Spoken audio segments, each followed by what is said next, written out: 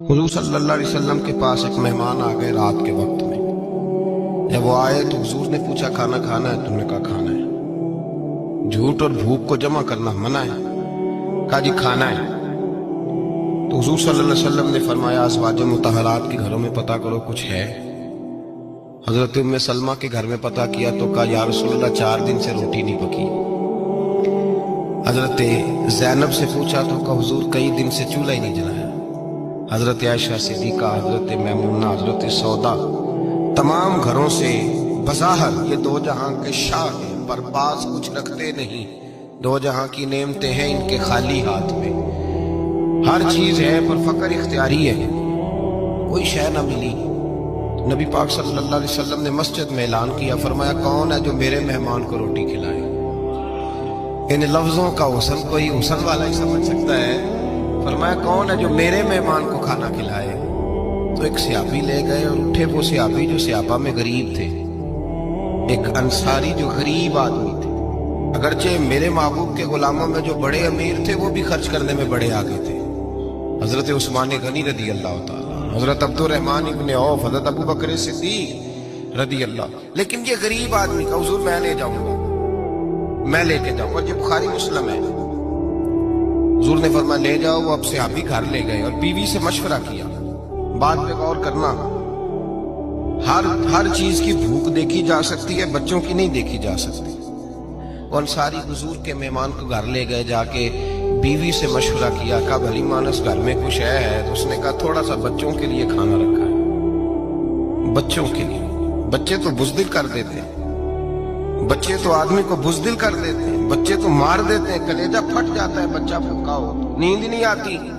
अब सियाबी अपनी बीवी से क्या कहते हैं? कहते हैं बच्चों को बहला के सुला दे, और रसूलुल्लाह के लिए नहीं, रसूलुल्लाह के मेहमान के लिए, भाई नबी पाक के लिए नहीं, हुजूर के। तुझसे दर दर से सग और सग से है मुझको निस्बत, मेरी गर्दन में भी है दूर का पटका तेरा। तुझसे दर दर से सग सग से है मुझको निस्बत। लंबी बात है। बच्चों को सुला दो। बीबी ने बच्चों को सुला दिया तो मियाँ बीवी का मशवरा हुआ कि मेहमान के साथ बैठ के रोटी खाना भी सुन्नत है। तो अब मेहमान के साथ बैठ के खाना भी है तो खाना है एक दो आदमी का। अब खामद अपनी बीवी को तैयार करता है कि मैं भी खाने में बैठ जाऊंगा, तू भी बैठ जाना। और जब मेहमान खाने में हाथ डाल ले तो तू उठना, कहना वो हो दिया तो सही किया ही नहीं, अभी बुझ जाएगा, और जाके दिया बुझा देना। हम हाथ हिलाते रहेंगे, मेहमान रोटी खाता रहेगा। और यार इस दर्द को, इस कैफ को समझो। घर में बच्चे भी भूखे, बच्चों की माँ भी भूखी, बच्चों का बाप भी भूखा। दस्तरखान पे रोटी लग गई, रोटियां चुन डाली। बीबी उठी कहने लगी ओहो चिराग तो सही किया ही नहीं, ये तो बुझ जाएगा। हौसलेमंद बीबी जिसने बच्चे भूखे सुला दिए।